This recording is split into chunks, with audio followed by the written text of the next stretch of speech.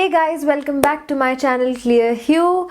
If you are new here, namaste. My name is Rakshita and this channel is all about skincare, wellness and makeup. So if that sounds like something that might interest you, don't forget to subscribe.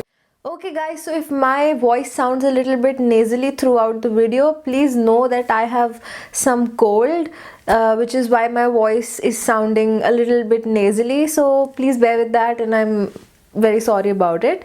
So today's video is going to be about simple skincare.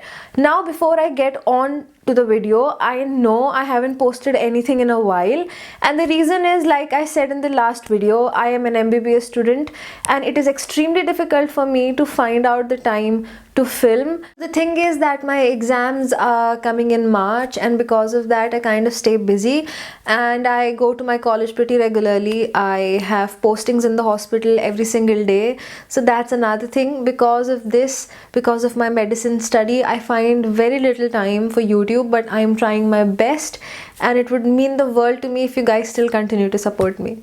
Okay, so like I said, today's video is about simple skincare.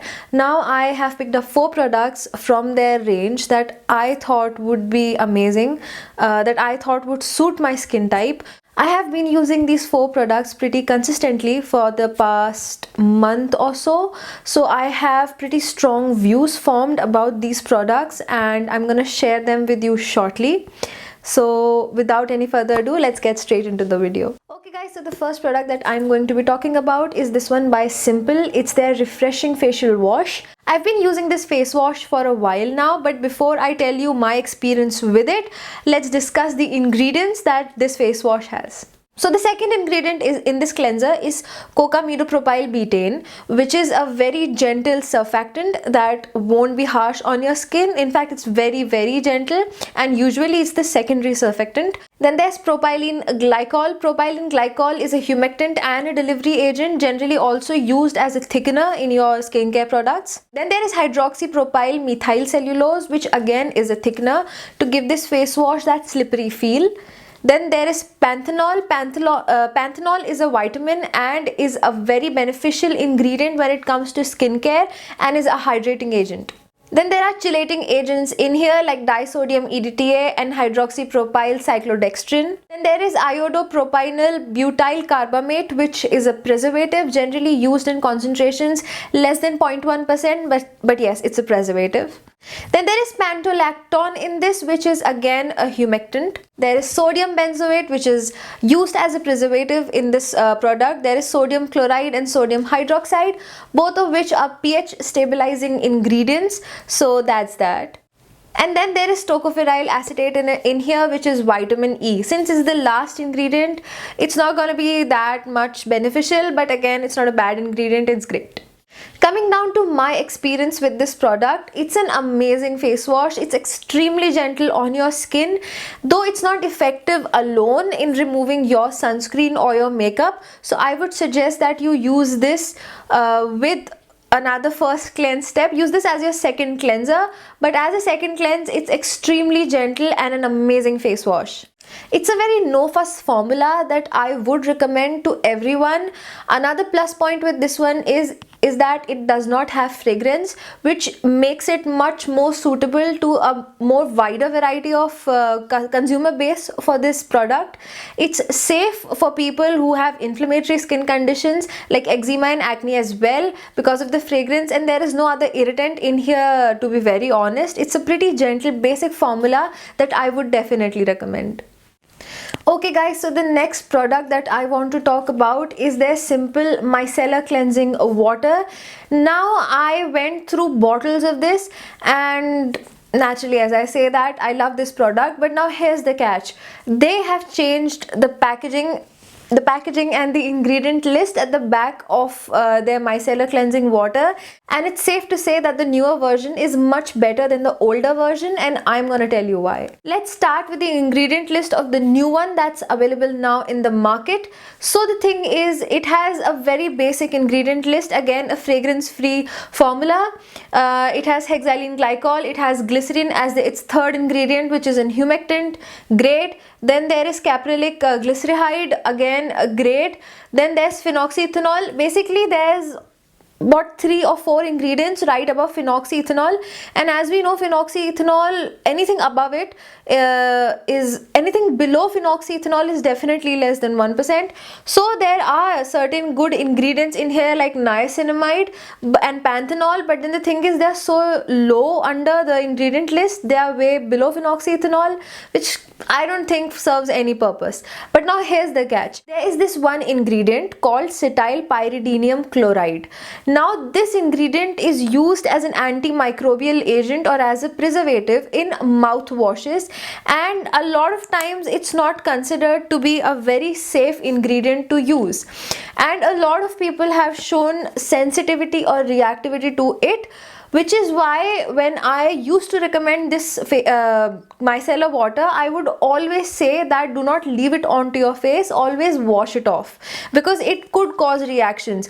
Even though Simple says that it's safe to leave these on your face, I don't think it really is. Now the thing is, in their older formulation, this ingredient was at 5th number, way above the amount it should be at, I guess, which I think created problems with a lot of people because it seems to be really high up on the ingredient list, and as far as I know, this ingredient shouldn't be used more than 0.1%, which kind of created an issue with this. But then came their newly formulated version of their micellar water where this ingredient is still present.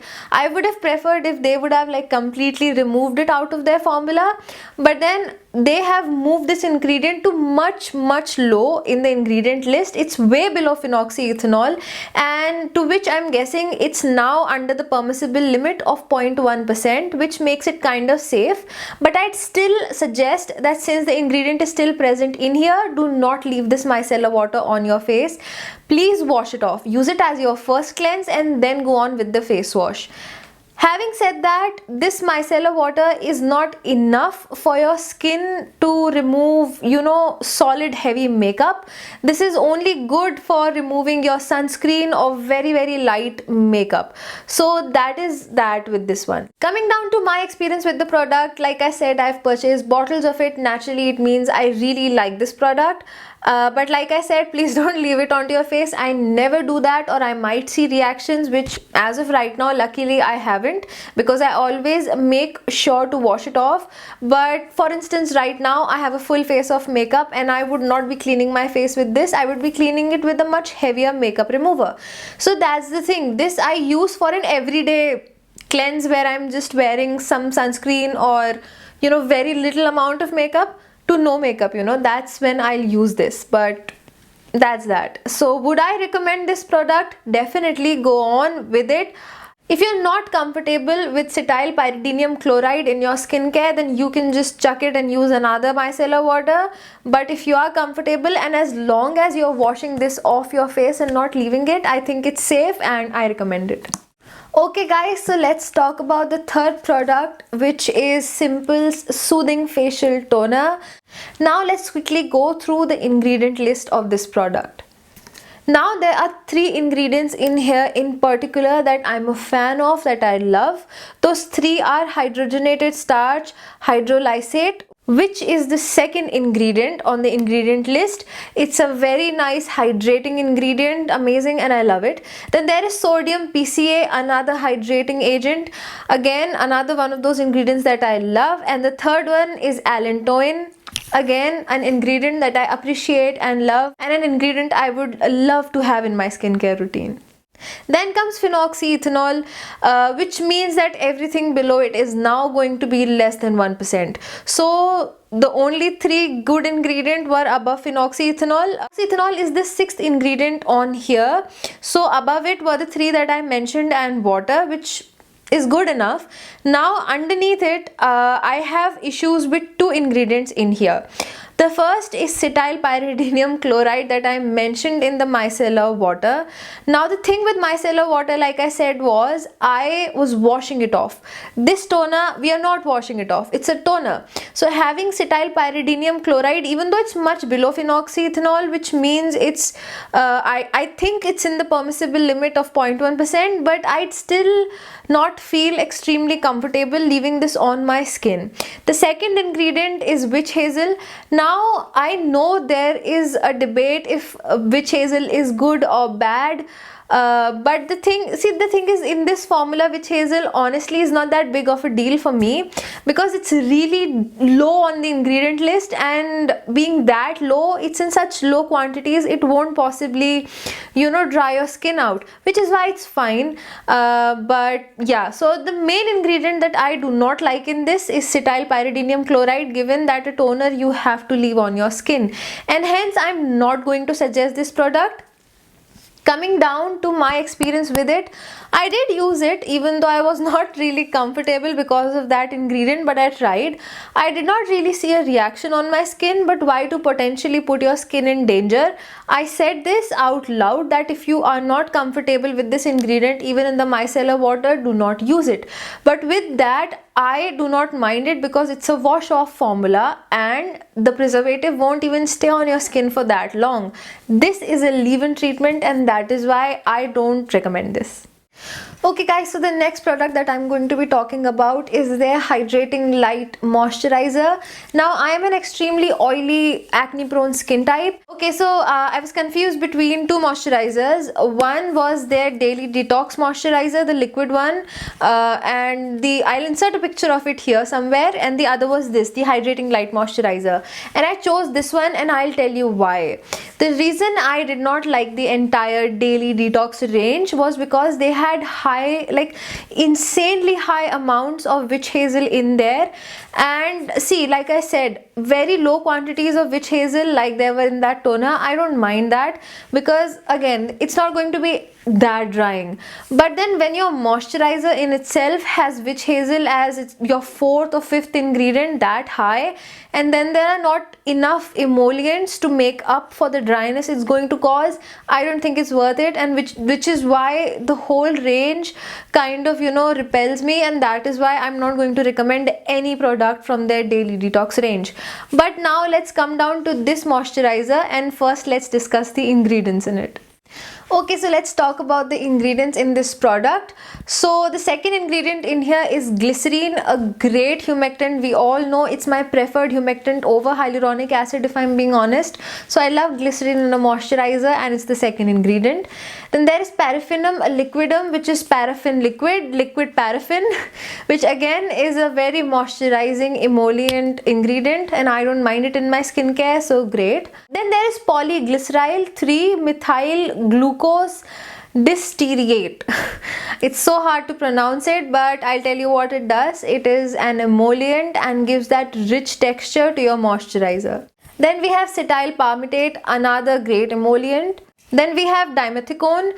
As we know, dimethicone, see, there is a misconception about silicones in your skincare. A lot of people prefer their moisturizers or their skincare without silicones, but honestly, silicone is a great ingredient. It prevents transepidermal water loss, and it provides that amazing slip to your moisturizer, and it's absolutely safe to your skin. It doesn't react, it's neutral to your skin, which is why I don't mind it, and I personally think it's great. So I love dimethicone in this.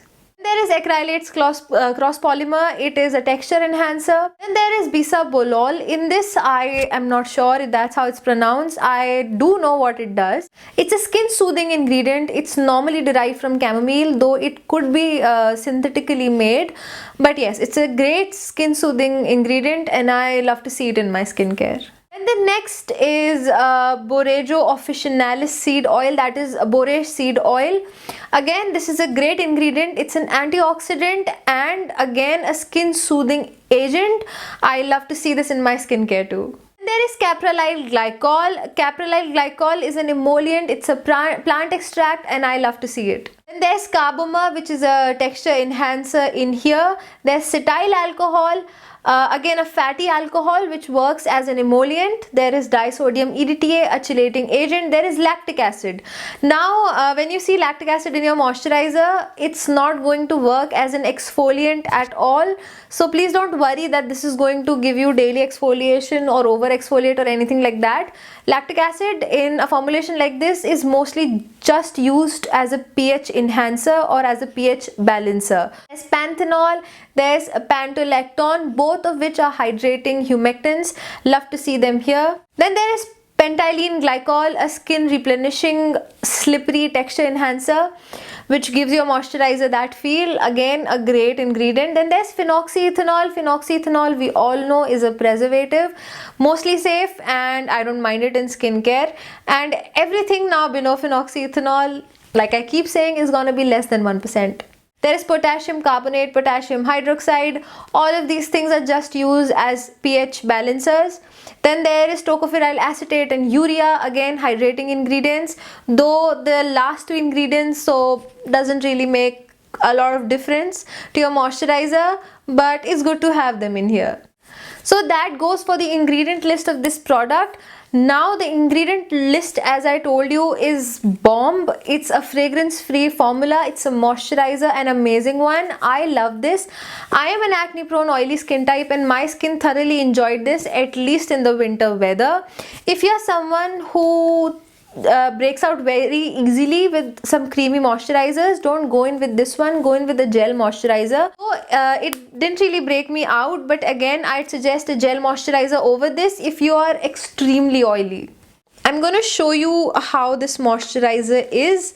This is what it looks like, and it quickly gets absorbed. It doesn't take a lot of time. It's a very natural finish to it, so don't worry, it's not going to make your skin extra shiny or anything like that. So for those of you who want a more matte finish moisturizer or something that looks not very shiny, this is the one to go for. I absolutely love this moisturizer. It serves its purpose. It's a great hydrating moisturizer. It does what it claims, and since it's fragrance free, it's going to cater to a large variety of consumers. Also, if you have normal combination skin types, this would be great for you. Drier skin types would definitely prefer something a little more heavy than this, but if you are normal to combination to oily, this is going to be great for you. So guys, these were the 4 products from Simple Skincare that I tried and I shared my opinion on them. I hope this video helped you, and if you liked today's video, don't forget to press that like button and that subscribe button and hit that little bell next to the subscribe button so you never miss a video when I upload. Thank you for watching today's video, you guys. This was it for today's video, and I'll see you in the next one. Till then, bye bye.